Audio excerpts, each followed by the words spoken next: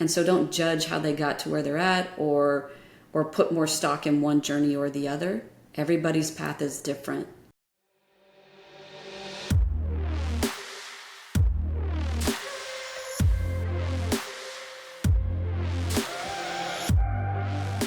How is it going, ladies and gentlemen? This is Sean Barnes. I want to welcome you back to The Way of the Wolf. Our guest today is a wonderful woman named Julie Flowers. She spent the majority of her career in various HR functions and roles at Chevron, and now she is launching her own transformational coaching business. Julie, welcome to The Way of the Wolf. Thanks, Sean. I'm glad to be here. All right, so I gotta say, first of all, how long were you at Chevron? I know it was quite a while. Long time, almost 27 years, so almost 3 decades, and third generation. Wow, that is incredible. I always say oil's running through my veins, right? I bleed blue and red. You know, it's so interesting, right? When I see people that are in the oil and gas industry, we know how much mergers and acquisitions that occur in that industry vertical, and there's so many people like flip-flopping around. What was it specifically that kept you at such a large organization for so long in that industry vertical? That's an easy answer. It's the people and the company itself. I will always be an ambassador for Chevron. It is an amazing company that focuses on people in the communities in which they operate, in the world, and at the company, right? So I have found in my long years at Chevron, I've traveled to multiple countries, and every country I've traveled to for Chevron, it's the same feeling of family, even though it's a large company, and pride. And Chevron was almost always generally the partner of choice and the company of choice. And so it's the culture and the people and just the ethics. They're very authentic and they do the right things. And so it kept you there because it was fun too. I mean, I have amazing friendships that have built from that. Okay.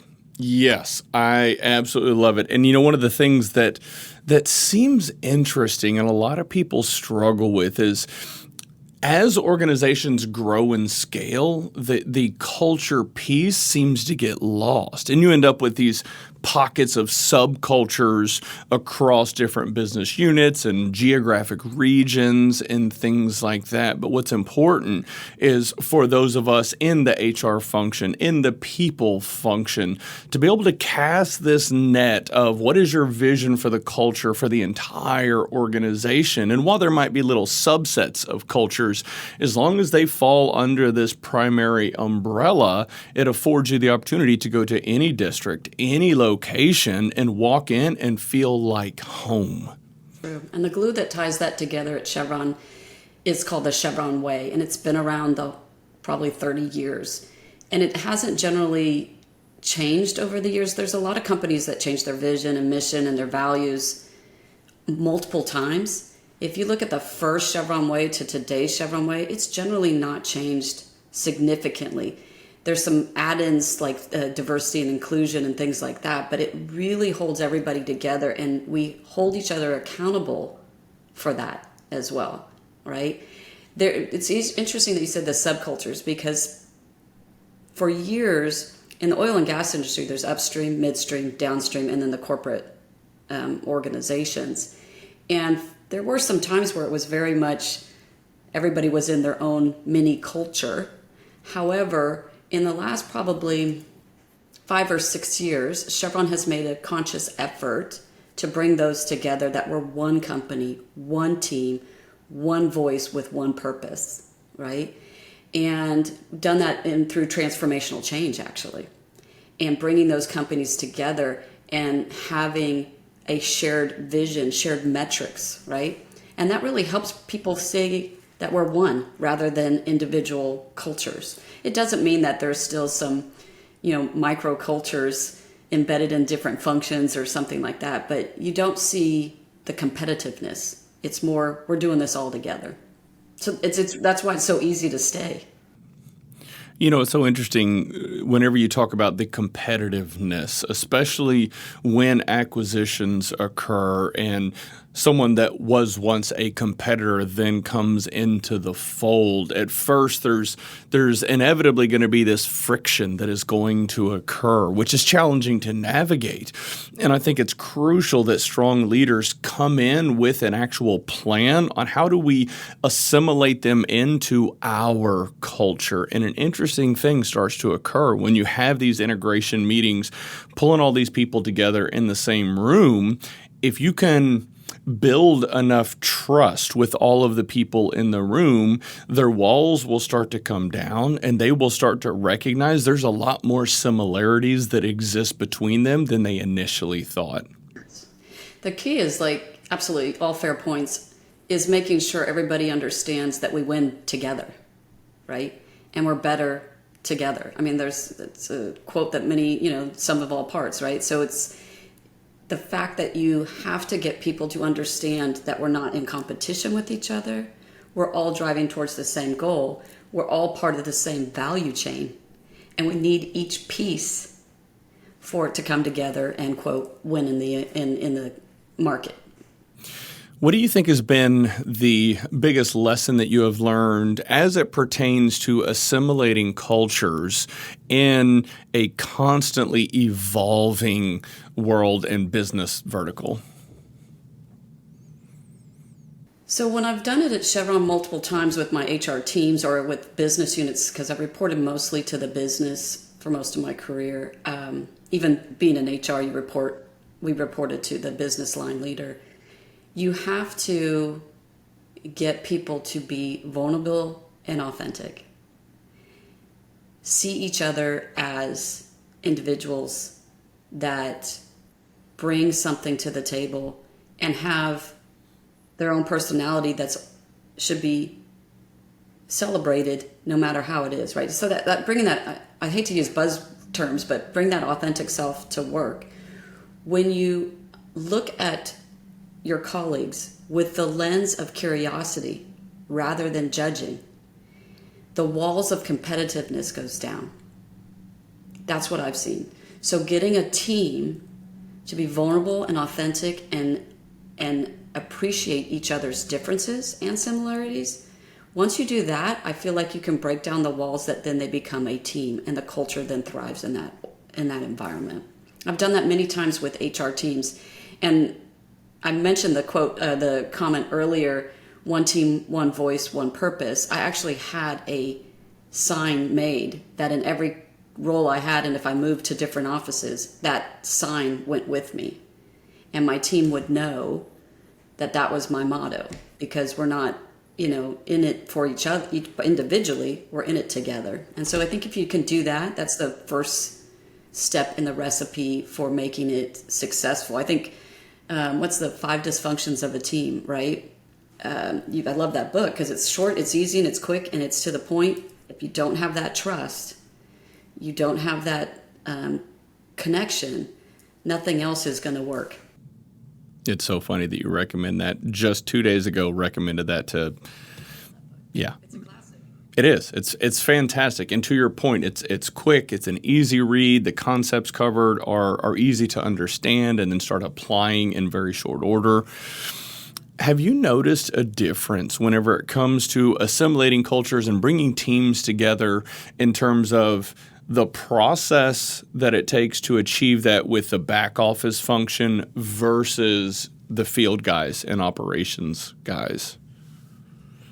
So make sure I understand the question. Is it a different strategy when you have to bring any type of function, not just HR, I assume you're talking about, right? So you've got the operational field workers potentially, and then you got the corporate office folks, and how to assimilate those two? Well, so how to assimilate any of those in the back office function, IT, HR, accounting, legal. So being able to assimilate those that are actual office workers versus assimilating teams of field personnel, because in my experience, 2 very different personality types trying to get 2 district managers to work together and standardize their operations versus 2 IT and or HR managers to come together and standardize.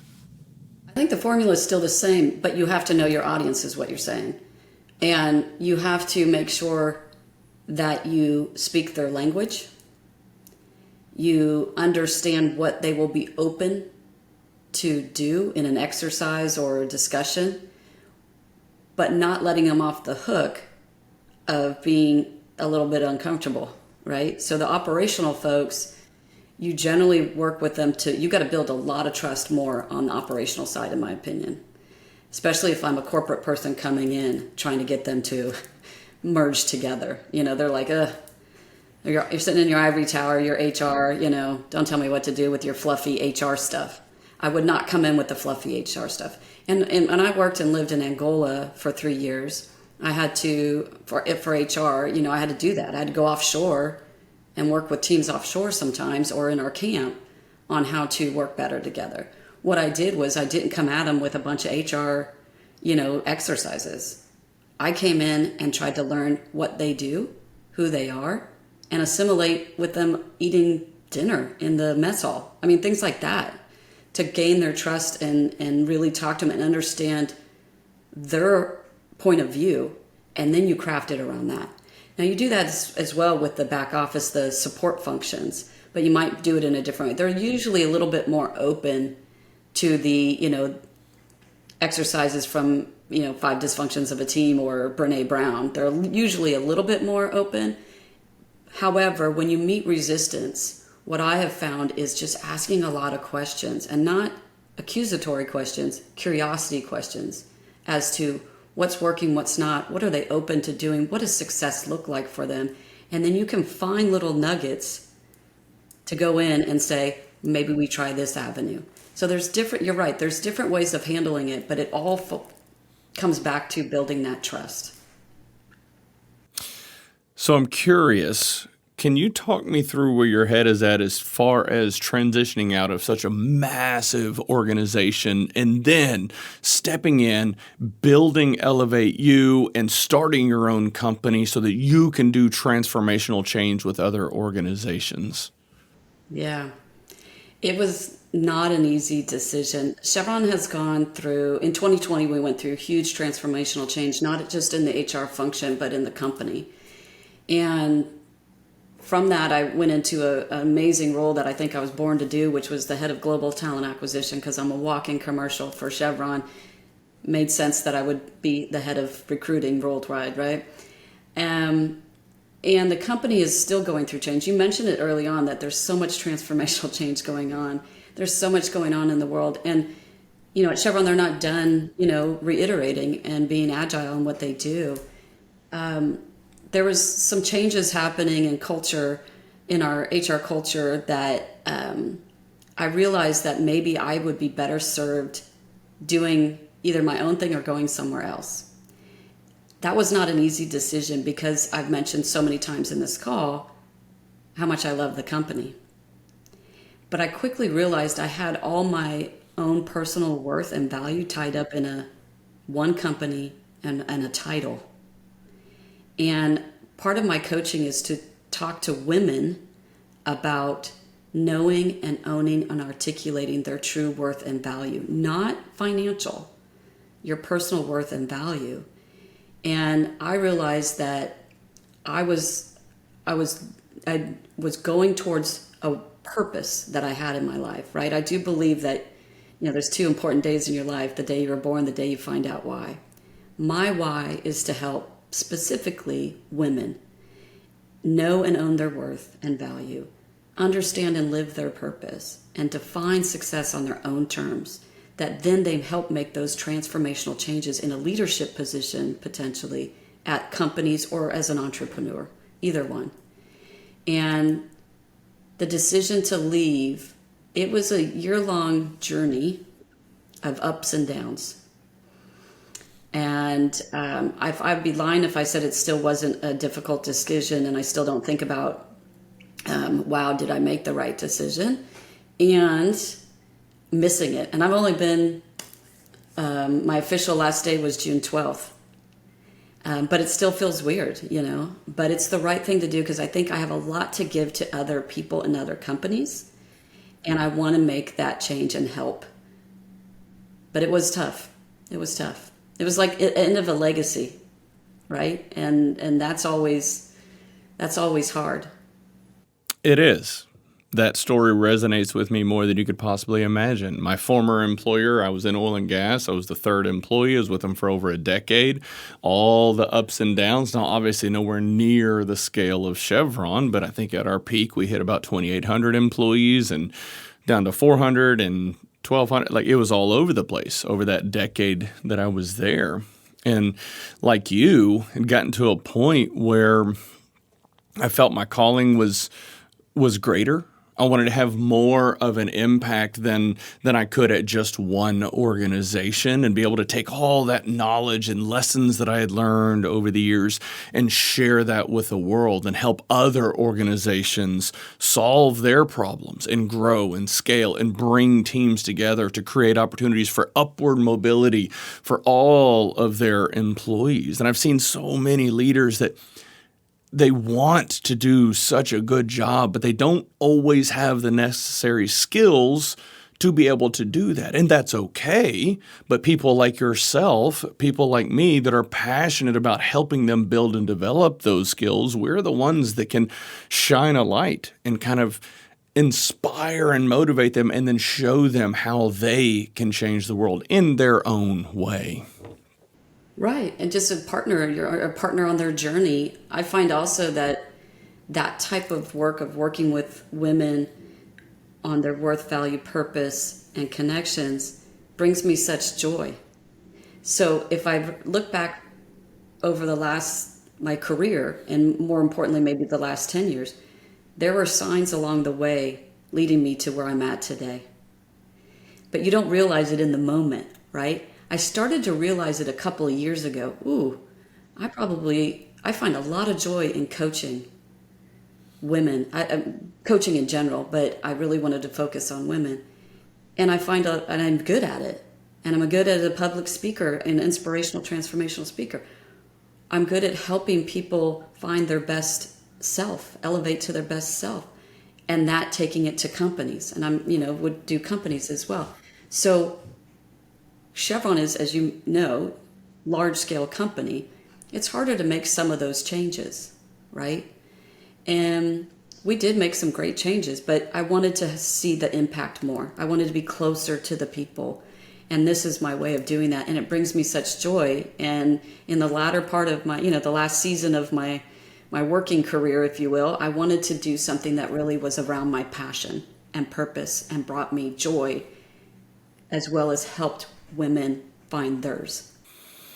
I think it's so important that as people like yourself go on their journey and kind of find their own little passion, we evolve and grow throughout our lives. And then once you find that one thing, that you know in your heart and in your gut, this is that thing, you have to make the leap. You've got to go all in, and it can be scary as can be to jump off a cliff and then build a plane on the way down, but it's the right call. And it's something that not enough people do, or I fear not enough people do, because they get locked into a massive salary, a certain quality of living, and to take that leap off into following your passion, it's scary, yeah, for sure. But also there's this element of you have to take multiple steps backwards in your quality of living so that you can then take many steps forward in the future. Not enough people are willing to take that risk. They get locked in and end up just riding this job out till retirement, and then they live with regret. And I love that you're not actually doing that. Yeah, they go through life just going through the motions. They're not, I forget who said it. We're human beings, not human doings, right? And but it's scary, right? Leaving the big corporate paycheck, is a little daunting. But to really live the life that you are meant to live and want to live, you've got to make those sacrifices. A friend of mine, Heather at Korn Ferry, recommended a book called Working Identity to me. And I'm telling you, it's really amazing. What I love about it is when you're trying to find your purpose, It's not just introspectively go in a journal and write down, what you're good at, what brings you joy and passion. All those are very important, and you should do that introspective work. But the other piece of the puzzle is going out and testing things. Testing being a public speaker, testing being a coach for just women, testing consulting. Maybe I'll do adjunct professorship. Maybe I'll be on some boards. And as you test all these things, you start to see the trend of what it is that you should be doing and what will bring you joy. And that's part of what my program talks about too, how to get to that piece. And it could still be the corporate job. That's fine. But I bet when you go through that exercise and you understand it more, the women I work with will have a different lens when they're working with their teams, right? They'll bring a different self to work. And so it works for multiple different types of women on different stages of their life or what they want to do. How do you actually encourage your clients and these women that you work with to move through that testing phase and give themselves enough time to see if they're actually good at it, as opposed to trying something for a week or two or a month and just kind of throwing their hands up, because nobody's going to be good at it from the start. It's not going to happen. You have to give it a little bit more time. And what's interesting is when you start achieving some levels of success, you think, oh, this is fun. This is fulfilling. So whenever you're working with people, how do you encourage them to push through the initial highly resistant stage of trying something new? So there's a couple things. The first thing that came to my mind though is, be their cheerleader in the background, right? And yes, I was a cheerleader in high school, whatever. But it's really supporting them along the way and encouraging them. So the program goes through one-on-one coaching, but they also have reflective work they have to do. And journaling, I think, is really big because you get a lot out of when you really sit down and openly talk to yourself about what's going on. If I find, we first start with that worth and value piece. A lot of women, and I know men do, I've done some research on men, but my focus is women, but don't truly own or understand what their worth and value is. So they don't articulate it, they downplay it. So if you work on that piece, it starts to elevate them.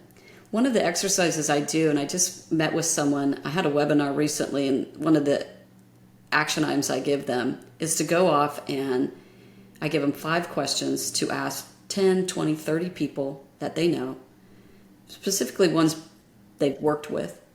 And you ask questions to them like, What do you value most about me? What do I bring to the table? Those kinds of questions. They get that back. It's a little scary to do because you're like, ugh, what am I going to get back, right? But 9 times out of 10, it's all positive.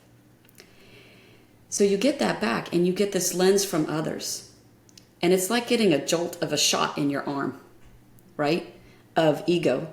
Not that I'm saying you need a big ego, but it does give you a little boost of confidence and self-esteem when you hear others say, Julie, when you walk in the room, I light up. Julie, you're an authentic leader. I can trust you. You inspire me. Those kinds of words. So I start with getting them built up of understanding how awesome they truly are, right? You've got to do that part first. And then secondly, we start to explore things that they might be interested in, and you list them out. It could be, a monk, I don't know, whatever it is. You pick what you want and you put it there on a list. And then you don't have to go one by one. You can do a couple at a time depending on what's on your list. And we plan out how that person's going to hold themselves accountable to it. And we talk through what's going to get in the way. And then what gets in the way, how will you overcome that in the moment? So the coaching goes into that. So they have the tools when they, like you mentioned, oh, this isn't working. I'm not good at this. I'm just going to give up after a week. That self-talk we've already talked about is going to show up. And how do they address it when it does? However, there could be some of the things they list that really just isn't a fit. And we've got to be okay with that. But we would talk through it. Does that make sense? Yeah. So it would seem, and I appreciate your primary focus being on women and empowering them and kind of guiding them on this journey. Do you have a, we'll say, specific target group within the female population that you focus on? Is it young up and coming women? Is it women that are kind of, midway through their career that are trying to figure out what is that next step? Or is it just kind of all women that you focus on helping guide?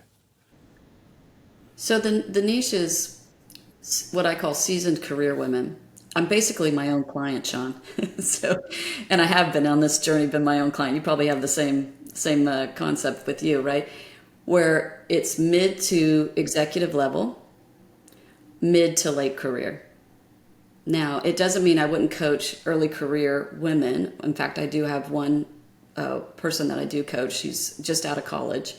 However, I know I need to focus specifically instead of being all over the place, right? It helps you hone your craft and it helps gain learnings from others to share with each other, right? So it's seasoned career women. Okay. And so what is the big ultimate plan here? Is it you being an individual coach, or do you want to ultimately have more coaches that work with you and your team and doing workshops? Kind of talk me through that. Yeah. Yeah, sure. So initially it's just me. And the coaching is the foundation. However, I've built a program, a 6-month program that goes with it. So it can be a cohort. I feel when I've been with other women in a cohort where we're all driving towards the same learning and are open to grow and not compete, the dynamic and the learnings I get out of it is amazing.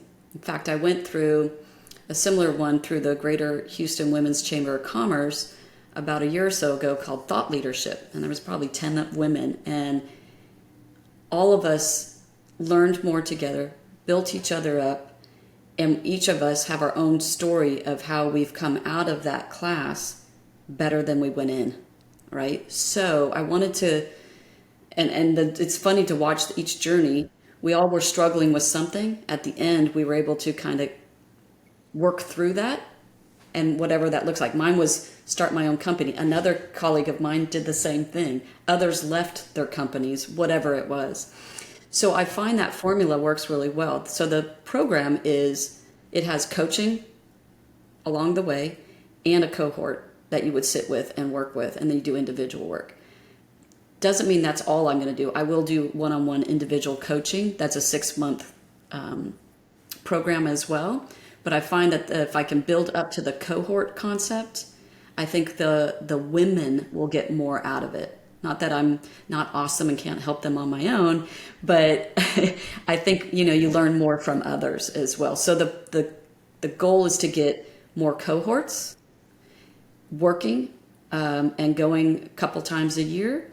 Whether I build it up more or not is still a question mark, Sean, if I'll be honest. My husband is also a coach. And so the difference with what we're trying to do is he works for Chevron, by the way, as well. I know they're everywhere, right? And he's a fantastic coach, specifically a fantastic career coach. He's really good at it. And so what we talked about would be different that we can offer is I would coach women on what I've already talked about, and then I'd give them the male perspective as well. And so he would coach them a couple of times as well. Or he could coach men that are looking to be better allies for women in leadership. So we're working towards that too. But he's still with Chevron, has a few more, maybe 3, 4, 5 years left. But that's what the bigger plan to do that. I don't think, it'll be fun to look back on this in about a year, this conversation, Sean, because I'm not sure I want to grow something so big that I'm back in the grind of working so many hours, never off the clock kind of thing. I'm closer to, the end of full-time working than I am, you know what I mean. But so I think that right now it's just me and him and building this kind of company from the ground up, but not getting it too big that it consumes my life. I appreciate having that balance of having yourself as a female coach, your husband as a male coach, and being able to offer different perspectives to the people that are going through your cohorts or your individual coaching. And I also like how you're coming at this with a mindset of, yes, you'll do individual one-on-one coaching, also offering group cohorts. So that's something that we do as well, and we've found a tremendous amount of value. And we've seen that having group cohorts of people that operate, we'll say the manager and director, maybe VP levels, but really manager and directors, they seem to work really well in the group cohorts. But also whenever you start working directly with directors, VPs, and C-level executives, they seem to mesh and work a little bit better in just kind of a one-on-one type coaching environment. Have you seen that? Agreed. Yeah, I've seen that too. I remember, you take me back to was reporting to the president of one of the several business units, and part of assimilating that individual into his new role, we do what's called kind of a new leader assimilation, and it's bringing the president and his VPs into a room to talk about the president's leadership style and how to best work with them. It's not a pick on him, give him constructive feedback. It's this person saying, and I'm saying it's a him because it was a him. So, but he would say, "This is my leadership style," and then the team would say, "And this is what we need from a leader." It's a great way to get grounded in the beginning. And these were all executive level people. And go back to how do you work with different cultures. I kind of blew it up a little bit. Now they're all office-based corporate folks, but some of them came from the field, early in their career. And we did the meeting in a room that was all big comfy chairs, just like you're having coffee, right? Like wingback chairs, just sit club chairs. And I had it designed in a circle. And pillows on the chairs, totally comfortable. They're used to meeting in a boardroom with the president sitting at the top of the table, the head of the table, right? So when they walked in the room, you could see the uncomfortableness they had.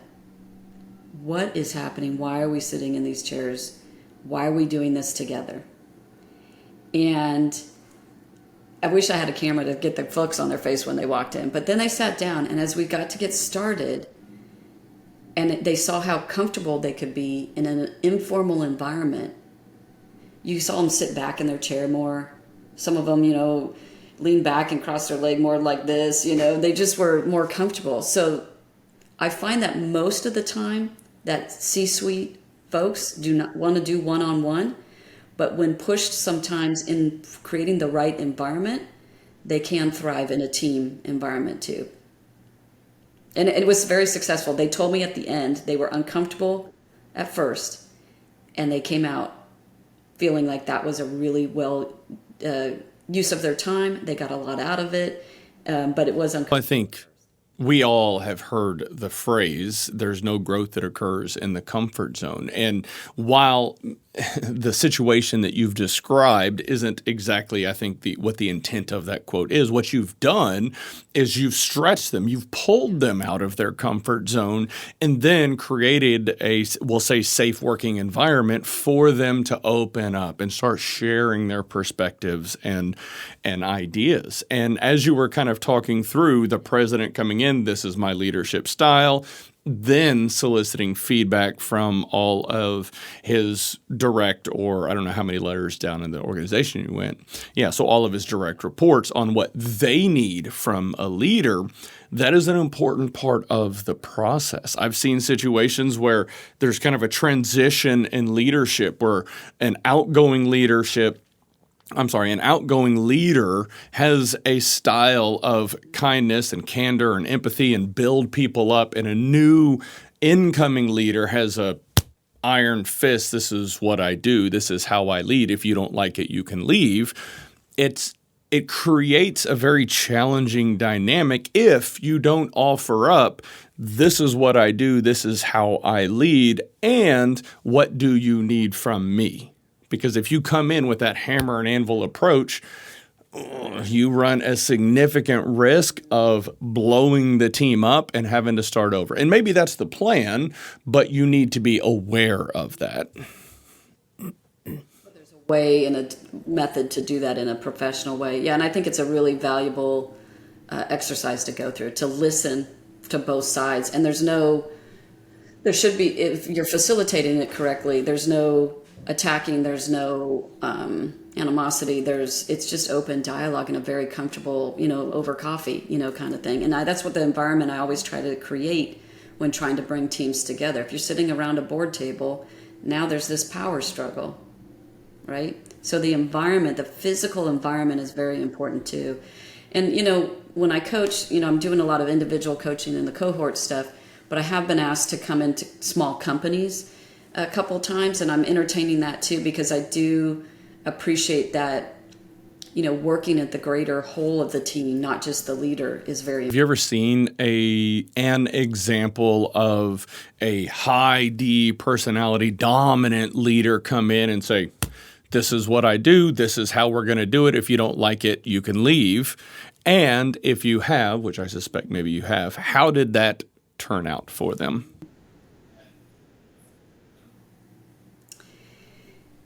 I've seen it a couple of times. However, Chevron is known as a very collaborative, nice company, so you don't see it very often. I've seen it, there was a female leader that did that. And it was leadership by fear, right? The team just feared the leader, so they did whatever. There was no questioning the leader. You never knew if the leader was going to reprimand you or give you credit or make you feel like you were, just a small person. And I was on the receiving end of that a couple of times as her HR manager. And that was tough. So it did not bode well in the beginning. However, I'm a big believer in trying to break down that wall. What is going on with that individual? Now I'm curious. Again, back to curiosity. What happened in her career that made her believe that was the right type of way to lead?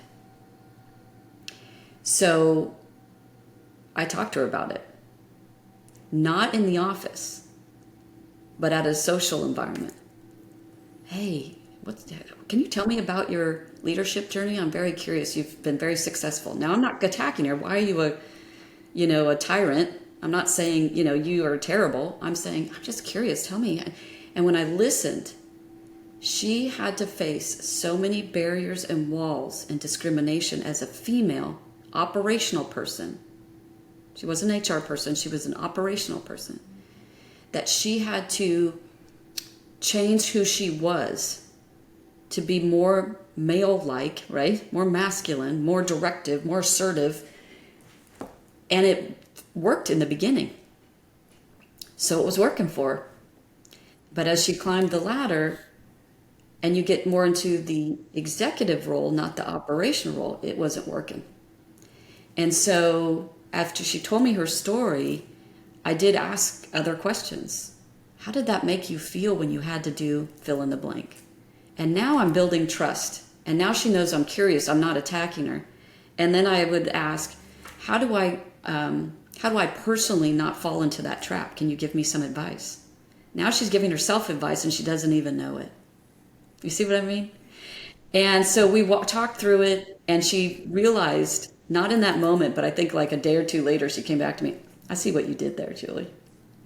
And I said, I wasn't trying to be sneaky. I was really curious because you're an amazing leader and extremely intelligent, and you're not getting out of your team what you could. If you just break down this wall or be vulnerable, and she did. Not successful right away. It took some time. It's not like next day you're going to be perfect, right? But she started to work in that. There's so much to unpack in everything that you just said. So I'm going to try to work my way through that. Okay. First, I appreciate your perspective and ability to lead up the chain of command the way you did. I have no doubt, and I am supremely confident how challenging that had to have been to be able to lead your supervisor, and countless people that I interact with struggle with that exact thing. And the way you shared that journey and like just so beautifully executed, get them out of the office, start having a real genuine conversation to where you can have a connection, you can establish trust and rapport, not in an attacking or accusatory way, but asking the questions. Tell me a little bit about your journey. It's fascinating. So you're leaning into that curiosity. Their walls are immediately down, as opposed to like, hey, why are you acting this way? The walls are going to go up and you're not going to make any progress on anything. So the other piece of it is how you were able to acknowledge that at different points in our leadership journey, we have to be different versions of ourselves. And our company logo, there's 3 different bars there, the 3 different colors. Stepping up as we progress, we have to be different versions of ourselves to achieve levels of success, build the people around us before we can then step up to that next level. And this is, again, another thing that a lot of people, they're just not developed enough to have, one, the level of self-awareness, but also have enough time in the seat and exposure to understand that what made Sean successful a decade ago is not the same thing that is going to make Sean successful starting a business. And same thing for you. So that's incredible that you actually were able to see that, acknowledge it, lead up, coach, and guide without them even knowing. And to do that, you have to check your own ego. Instead of having this mindset of, this is my boss, they should be leading me. Strong leaders don't operate that way. Yeah, and my leadership style is I rarely would use the leadership card, right? I can learn as much from you as you can from me, and my team would tell me that. I wasn't an ego-driven leader. But in the example I gave, I often tell people to, get out your popcorn like you're watching a movie. People are fascinating if you just take the time to understand why Sean showed up that day pissed off. I guarantee you something happened that if you just understood it, you could relate to it, and then you give Sean a little bit more grace. Stop judging that Sean's just a jerk, right? Just give him a little grace and find out. So get that popcorn out and be curious and be authentically curious, though. If you pepper people with tons of questions, you're right, the defense is going to go up. What's that book? What got you there is not going to get you here, or got you here is not going to get you there. I forget what it is. There's something about that. And this is exactly what you were just saying. You have to evolve. And in our leadership journeys, when I look back over the 30 years of working, I'm still the core of who I am authentically, the type of person who I am, but I've grown and evolved through the learnings that I've had over the years. And if you don't do that and you don't listen to others of how they see you or how you're showing up and not to take it as attacking, you're not going to learn and evolve. And then you're just not going to get. I think one of the things that I have learned as a leader, it's almost like putting together pieces of a puzzle. Each member of your team is their own piece of the puzzle. The challenge is you have to constantly stay on top of understanding what's important to Sally now might not be important to Sally in the future. Now, we are who we are at our core, so the core of the puzzle piece remains the same, but those little fingers around the edges, they're constantly evolving. So the strongest leaders have the ability to constantly maintain a pulse on everyone in their team and put together these pieces of a puzzle that are constantly evolving. And that is one of the most challenging aspects of leadership, but most important to nail down, because when you do that, then you have this beautiful mosaic of art that's constantly tweaking and evolving. And it's very challenging to do, but man, it is beautiful when you can make it happen. Good leaders do that by getting to know their people and always asking the question, what can I do to help you? Making sure, are you working on things that are meaningful to you? Am I using the full capacity of your skill set? What would you like to do? Where's your passion lie? I mean, you obviously, in your roles, you still have to do work that might be tedious. But if you find that Johnny is really skilled in X, Y, and Z and gets a lot of joy out of it, I better be letting Johnny do that work, because then he's going to be more apt to do the tedious work 100% too, because he's getting that cup filled over here. But you have to connect with your team to do that, individually and as a whole. And that was one of my superpowers, because I love people. So I'm always up in each other's business, finding out what they're doing, knowing their kids' names, knowing what's going on. It makes a difference. It really does. Julie, what is one of the biggest lessons that you have learned over these years that you would like to share with the audience? I think there's two things. One is what I've been saying throughout this is curiosity rather than judging. And what goes with that is don't compete with others either. And I was just coaching someone the other day about that, the competitiveness that comes out. And with women, we do it a lot, and it's sad because we should be elevating each other, helping each other, supporting each other. And so I found early on, I had a mentor, a leader that I reported to that said, "You're very ambitious. However, I hear you comparing yourself to others too much. Why is Johnny doing this? I didn't get that, blah, blah, blah." Stop competing and realize you're your own self, and you will succeed once you start to just focus on doing good work and being you. And that happened early in my career, thank goodness, because it completely changed my mindset. So not being competitive and being curious about others and helping others along the way helped me succeed. I mean, I started at the very bottom. I didn't have the traditional background as most people. Out of high school, I didn't go to college. I went to college in my mid-20s and did my bachelor's and master's while working full-time on my own dime. Chevron helped as well. So I didn't come in with degrees. I mean, I got my degrees, but there was a stigma around if you didn't come right out of college and go into the professional life. And I started as a salaried, non-exempt employee and worked my way up to a senior executive level. And so knowing that has a lot of curiosity too. But what it tells me is everybody has their own journey. And so don't judge how they got to where they're at or put more stock in one journey or the other. Everybody's path is different, and we need to ensure that we embrace that and honor that and remain non-judgmental and more curious and less competitive. And that helped me early in my career. What is the best way for people to contact you and start working with you? So the best way right now is through my LinkedIn profile. So it's Julie Flowers, and Elevate You Coaching is the best way right now. Since I just started the business, I'm working on a website and all of that, but right now it's through LinkedIn. And you can just send me a message and we'll get talking through a one-on-one. And I really appreciate this platform, Sean.